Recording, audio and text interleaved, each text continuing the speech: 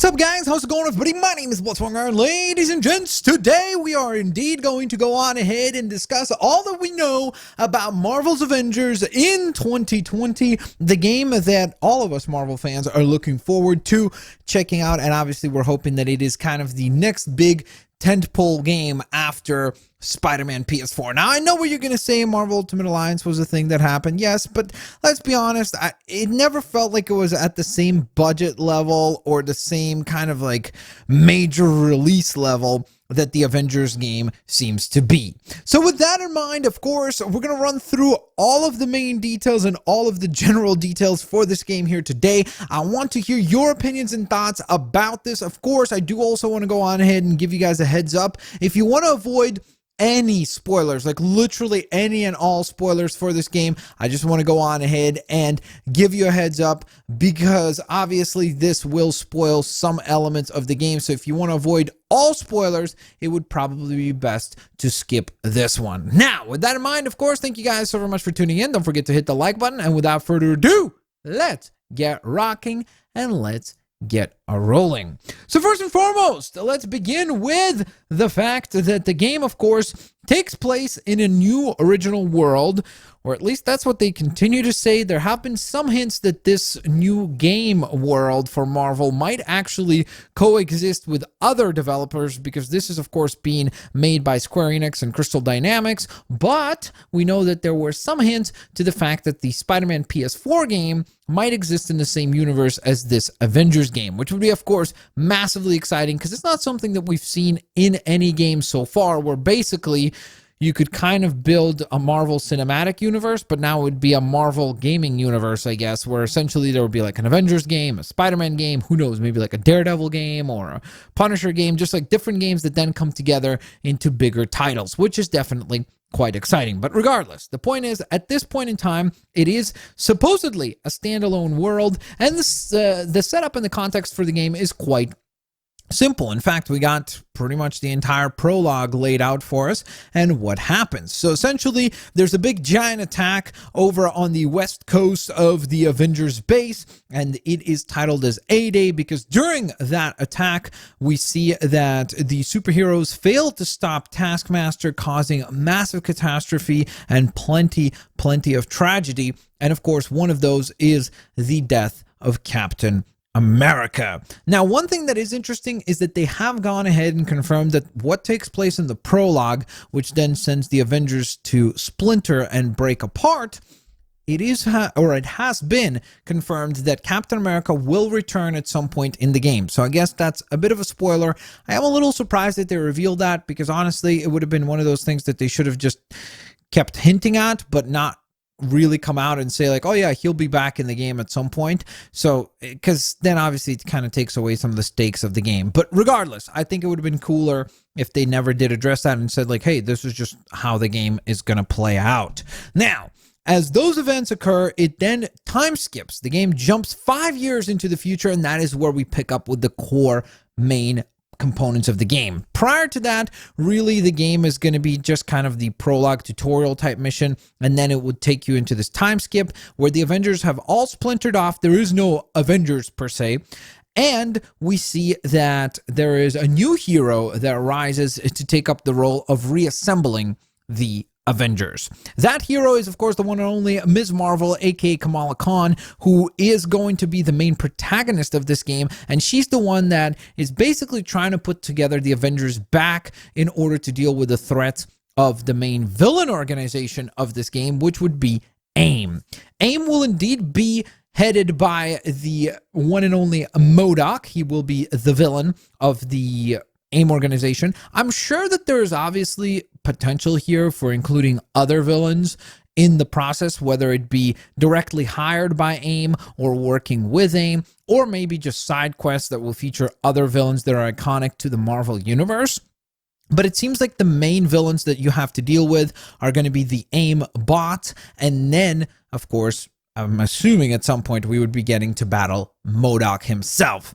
Now, keep in mind, what is interesting is that the aimbots, I don't know if this is just me, but don't they look a lot like the Boston Dynamics robots? They really do resemble them quite a bit. So it's interesting that maybe there was some inspiration there to, create some commentary on the fact that maybe Boston Dynamics is creating the future soldiers of our world. So kind of an interesting tidbit there. But regardless, let's carry on with the story. So, of course, now let's discuss some of the more key elements of the game itself. The story supposedly is going to be all original, which I think is really, really cool that they're going their own original way. That's one of the things that I am not a big fan of sometimes in comics and many other mediums is when something gets popular elsewhere, they start to be basically inspired by that thing and they just keep telling the same stories over and over again. So what I mean by that is, for example, when the Marvel Cinematic Universe started to rise in popularity, Marvel started to basically take a lot of ideas from the Marvel Cinematic Universe and bring them back into the Marvel comics.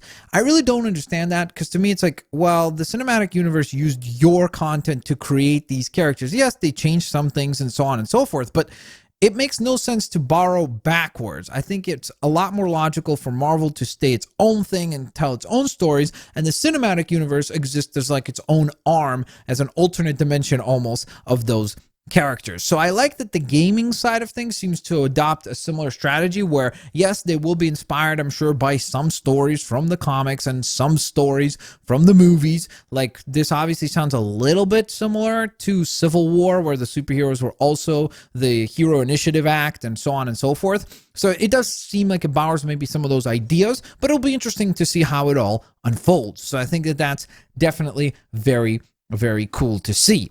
Now, some of the other details that are guaranteed to be confirmed in this game, you will indeed be battling Taskmaster, so we know that that is another one of the villains that is for sure in the game. In fact, he's the boss fight of the prologue, and you see him being defeated by Black Widow in many of the gameplay that was released. So essentially in that prologue, you do get to play as different Avengers, and you will be dealing with Taskmaster as kind of the first big bad guy of the game. So that's definitely quite cool. The systems in the game are pretty much RPG-like systems. So essentially you will have experience levels, you will have a leveling system to the character, but then in addition to that, you have a lot of other collectibles. So for example, there will be a system called gear, where essentially it'll be different items that power up different statistics on your character. So like you could have an item that boosts up your repulsor blast, or boosts up your melee damage, or boosts up your defensive statistics. So it's basically going to be items that don't aesthetically change the way your character looks necessarily. So it's not like you're going to be able to like,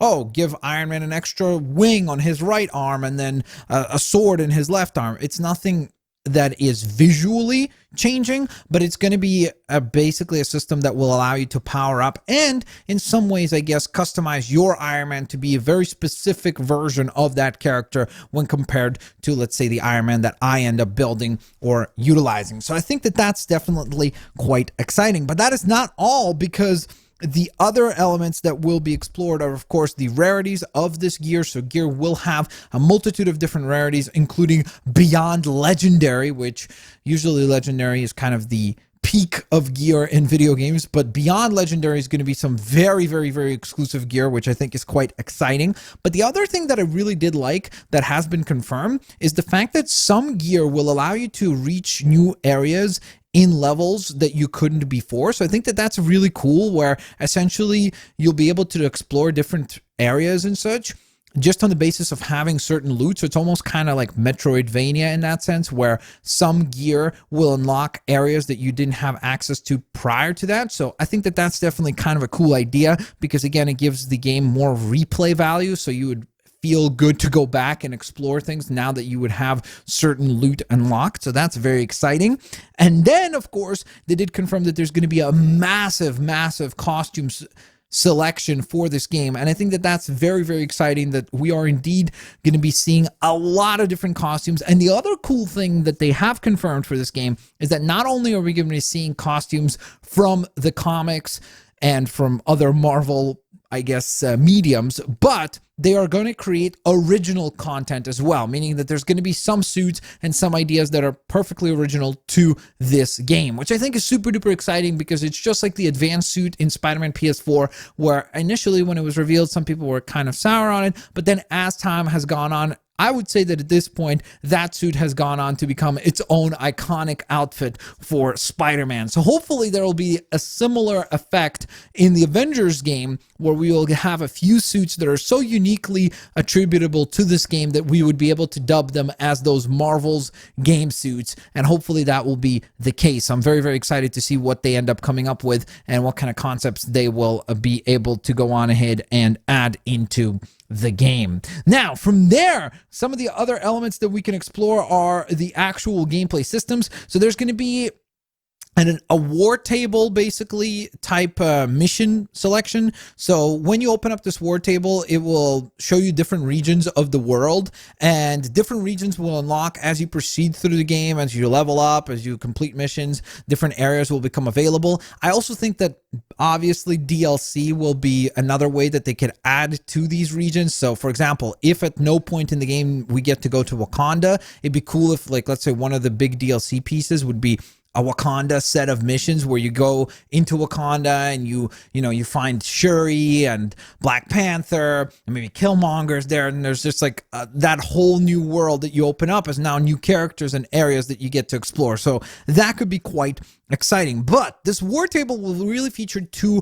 mission types as kind of the main core mission types that will be available, one of which will be hero missions, the other one will be Warzone missions. Now, the Warzone missions are much more of, the way to explain them would be basically side quests. So they're just kind of like side segments that you get to explore with different characters, and you can either play them solo or co-op, which is pretty cool, up to I think 4 players per team, or 5, or maybe it's 1 plus 4, so I think it's 5 players per team. So you get to kind of like build up your own team and just kind of go on adventures that you personally decide would be cool. So you can go on ahead and team up different characters, probably put on different costumes on your characters, so you can kind of mix and match that way, which is quite exciting.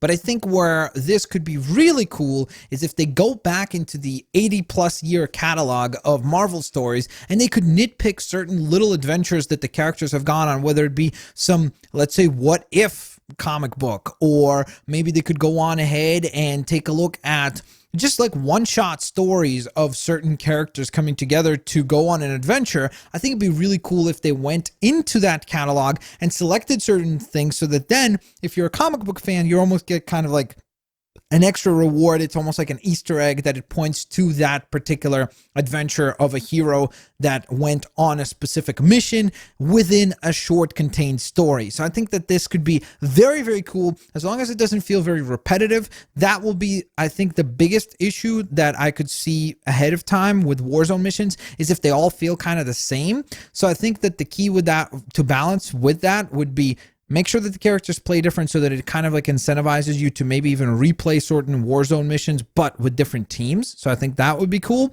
But then the other thing is that, like I said, it'd be cool if there was almost like a micro story that was told within each Warzone mission about a certain adventure that a set of characters have gone on. So I think that that's cool. The other missions are going to be kind of the main missions of the story, and those are going to be called hero missions, and they will allow you to play, for the most part, as one main hero, exploring either their narrative within this game world, or it will allow you to forward the overall story from that character's perspective. So I think that that's very exciting, that we're gonna get these hero missions, so you don't have to worry about the game being just restricted to just one character. Like when people heard about the fact that the main protagonist of this game is going to be Ms. Marvel, some people were upset, like, does this mean that I'm going to be playing all the main missions as Ms. Marvel? No, there's going to be still variety there. It's still an Avengers game. It's not the Ms. Marvel video game. It's just that she makes a lot of sense as kind of the binding glue that brings all these characters back together and reassembles them into the Avengers, which is super cool.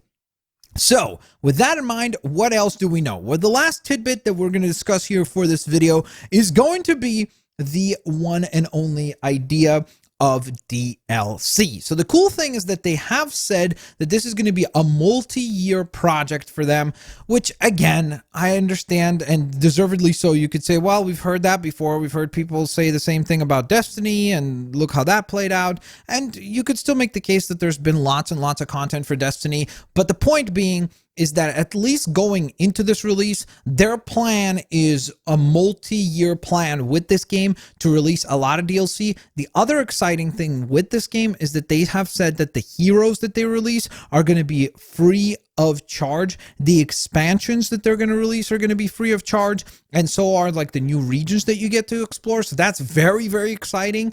That probably means that most certainly they're going to be probably charging for like costumes for those heroes. So like, let's say if we end up getting a DLC release of, let's say, Ant-Man, right? Like, let's say if he's one of the DLC characters, the main character or maybe one or two of his costumes might be free. But then if you want to buy like an Ant-Man old school costume that makes him look like he's like a first appearance, then you would go on ahead and have to pay for that. That's probably how they're going to monetize it, because otherwise I just don't see them being able to just continuously make more and more and more content for free. It'd be amazing if they did that. I doubt that would happen, but that's just where we sit. So the last thing we're going to discuss is the game release date, which is of course May 15th of 2020. It is really truly just around the corner. I mean, like literally half a year left, so that's quite exciting. And it will be releasing on the Xbox platform, the PC, the PS4, and Google Stadia. So there you guys have it.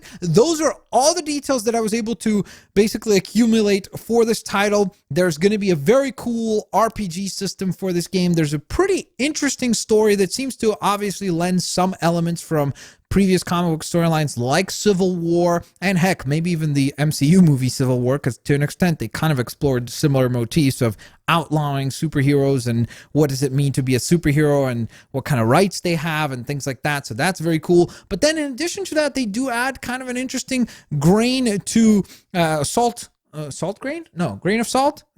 statement. I don't know. What's the saying in English? Something like that. I think it's the grain of salt of the element of AIM being involved, and the fact that there's this big giant technology conglomerate that now seems to be keeping the world safe. But are they really doing so? I guess time will tell as we get to play Marvel's Avengers in 2020. Thanks all for watching, guys. Have an absolute fantastic day, and I'll see you all later, alligators. Bye-bye, everyone.